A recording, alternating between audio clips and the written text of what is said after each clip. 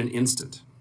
Children lost their parents, husbands lost their wives, a Kansas couple lost their daughter, and a rural community in our state called Kiowa lost a husband and wife, a pillar of the community, who were traveling to visit their daughter in college.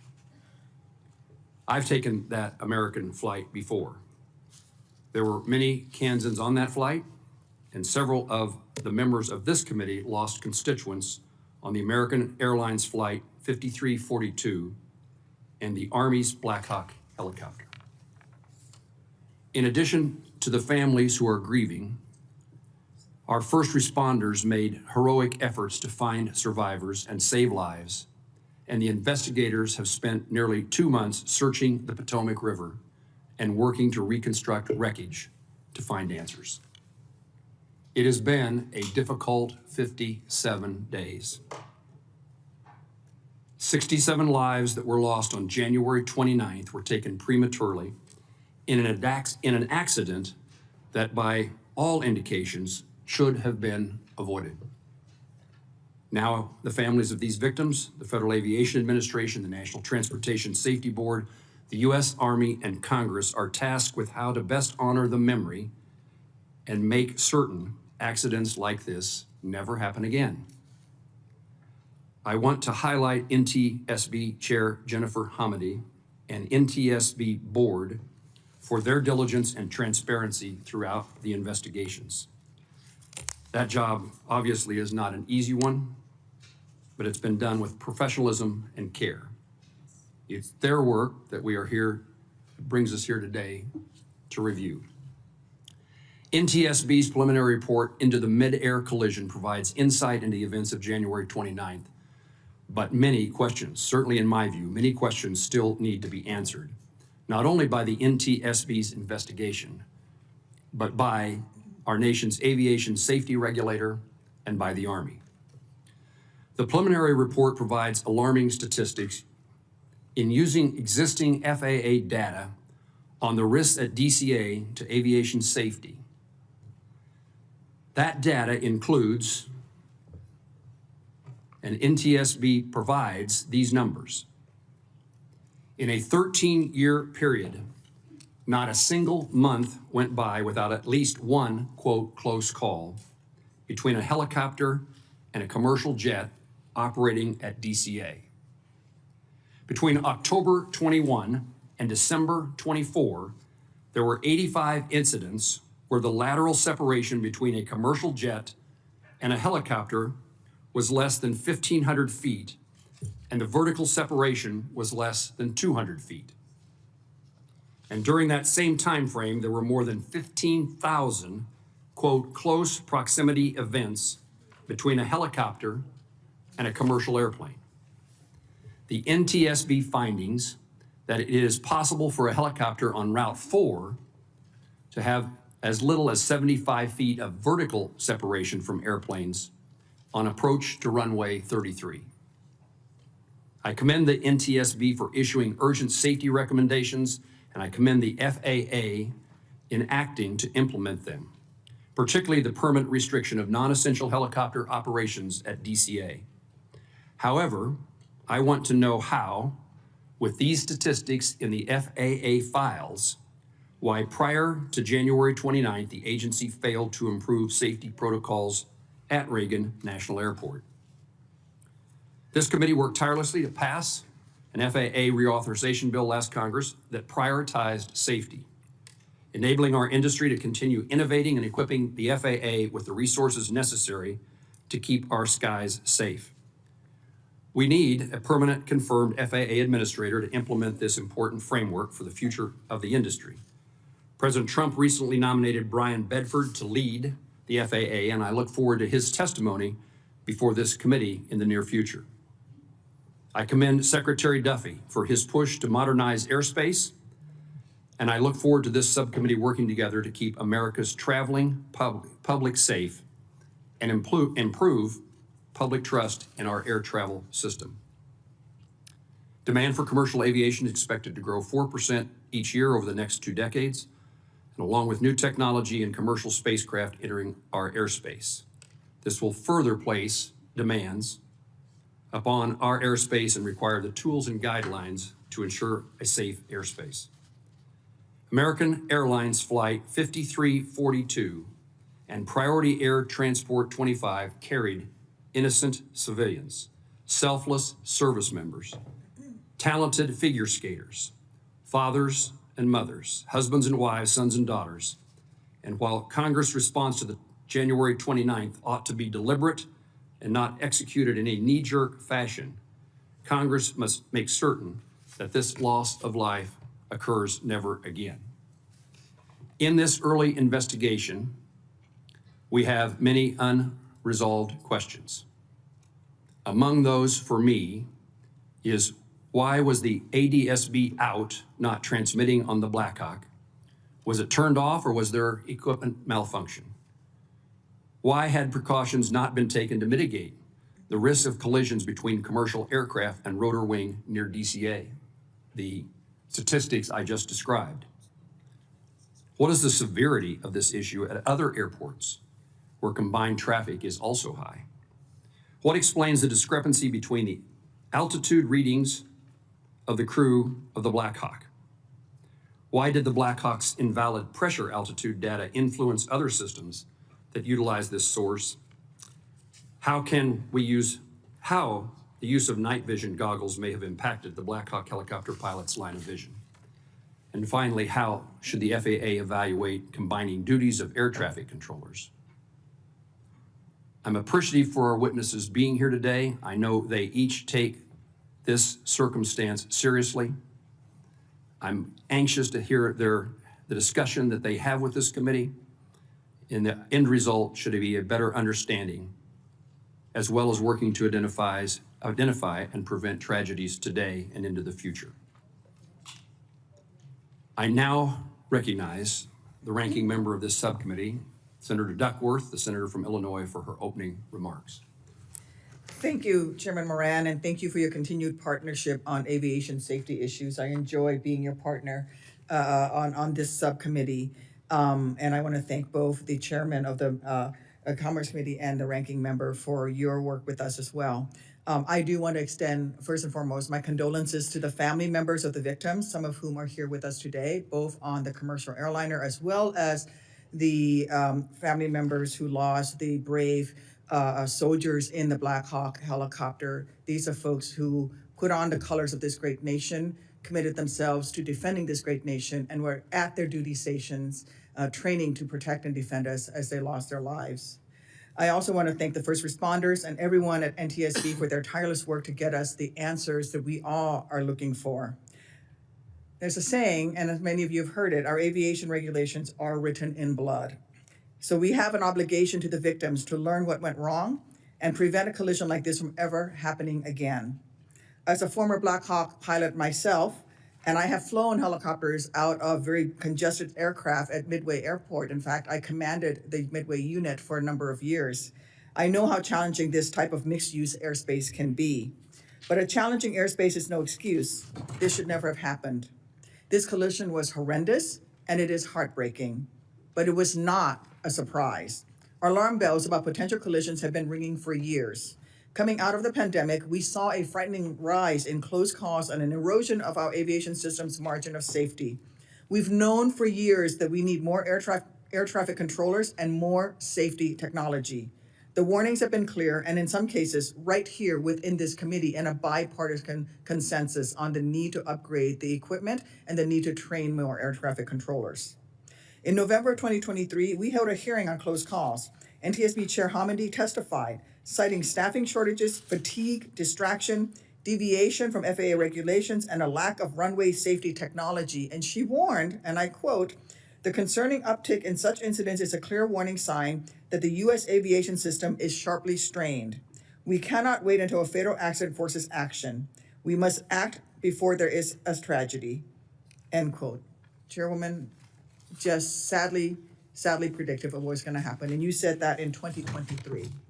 At the same hearing, the National Air Traffic Controller Association's president told us that staffing shortages were so bad that many air traffic controllers were working mandatory overtime, 6-day work weeks, and 10-hour days. He warned, and I quote, "Over the long term, this will continue to introduce unnecessary risk into the system," end quote. So we passed in a bipartisan way FAA reauthorization bill last year to help rebuild our aviation workforce and make critical investments in safety. The FAA is still implementing that new law, but clearly Congress has more work to do to shore up aviation safety in this great nation. In December of 2024, we held another hearing. The GAO told us that more than 75% of our aging air traffic control systems are unsustainable or potentially unsustainable. The deadly collision at DCA is not the only aviation safety incident so far this year. We've seen deadly crashes in Philadelphia and Alaska, a crash landing in Toronto that miraculously everyone survived, even after the aircraft flipped upside down. Earlier this month, we saw passengers standing on the wing of a 737 aircraft in Denver to escape a fire. And near misses keep happening. In February, a Southwest flight came within 200 feet of colliding with a FlexJet plane at Midway Airport. At such a dangerous time for aviation safety, when we need to bolster our workforce and invest in technology, the last thing we should be doing is making cuts to the FAA. Yet 2 weeks after the DCA crash, the Trump administration began firing hundreds of FAA employees. I say all of this because it is important context we need to keep in mind during today's hearing. We need to understand what happened at DCA, but we also need to understand how this fits into a much larger threat to aviation safety. According to the NTSB, DCA had many close calls in recent years between October 2021 and December 2024. As the chairman has said, there were more than 15,000 instances of commercial aircraft coming close to rotary wing aircraft. 85 of those had a vertical separation of less than 200 feet. And last year, there were also 2 high-profile runway close calls at DCA. NTSB's preliminary report raises several questions. Most notably, how did FAA allow a helicopter route to come within 75 feet of a runway approach? FAA has deconflicted the airspace, but DCA is not the only airport in the country where airplanes and helicopters share congested airspace. Several of us raised this at an earlier briefing, and thankfully, FAA is now evaluating 8 cities where this may also be an issue, including in Chicago. We also need to know more about what helicopter pilots knew about their altitude. Was their equipment working properly? Voice recordings showed the pilot and instructor pilot indicated different altitudes as they approached the Key Bridge, and NTSB determined that some of the altitude information on the helicopter's data recorder was invalid. There are also questions about ADSB. Why was the helicopter not transmitting ADSB out? Do commercial aircraft need to be equipped with ADSB in? How come so many helicopters are allowed exemptions from the ADSB out requirement at DCA? So I look forward to hearing from our witnesses, and I yield back, Chairman. Ranking Member Duckworth, thank you very much for your opening statement. She almost called me the ranking member. I did. There's no reason to apologize. Senator Duckworth was the previous chairman of this subcommittee, and I had a great opportunity to work with her as the ranking member. And I would indicate certainly to Senator Duckworth, but to those in the audience, this is a subcommittee that will set partisanship aside, and we will continue to work closely together to find the answers that we're looking for today, and beyond finding the answers, making certain that changes are made to prevent this tragedy. We are joined by the chairman of the full committee, Senator Cruz, and I now appreciate his presence here and his leadership on this issue from the very beginning, and I now recognize him for his opening statement. Well, thank you, Mr. Chairman, and thank you to the ranking member as well. I want to thank each of the witnesses for being here today, and I want to extend a particular welcome to the family members of the 67 crash victims who are here today for this hearing. I've met with many of you since the crash, and each of you have my very deepest condolences for your unimaginable loss. The crash involving American Airlines Flight 5342 and the Army Blackhawk helicopter was preventable. It didn't have to happen. And I want you to know that I am committed to using the power of this committee to determine if any policy failures led to this crash and making certain that Congress acts to correct them. This accident marks the first time a commercial crash in the United States has led to mass fatalities in over 15 years. While America's national airspace system has kept Americans safe for decades, This critical juncture shows that more action must take place to enhance the safety of our system. The hearing today will examine the factors leading up to the mid-air collision 300 feet above the Potomac River. Whether the Army's practice of disabling ADS-B out is a glaring safety concern. Whether the FAA missed warning signs with thousands of instances where helicopters and commercial aircraft at DCA came too close to colliding. Whether the communications between the air traffic controller and both of the pilots of the American Airlines flight and the Blackhawk helicopter was inadequate. The families of the American Airlines Flight 5342 victims deserve answers. Congress deserves answers. And the American flying public deserves answers to these important questions. The NTSB does terrific work. I'm grateful to Chairman Jennifer Homendy and her team for their thorough investigation of this accident. The preliminary report being discussed today is factual. It does not include analysis, nor does it include findings. It is just one step in what will be a lengthy and ongoing investigation. This committee will closely follow how that investigation proceeds and look forward to the NTSB's full findings. Some actions, however, cannot wait. Aviation safety is dependent on what is called the Swiss cheese model. Each layer of cheese represents a defense against an identified risk, building redundancy into the system to plug holes and prevent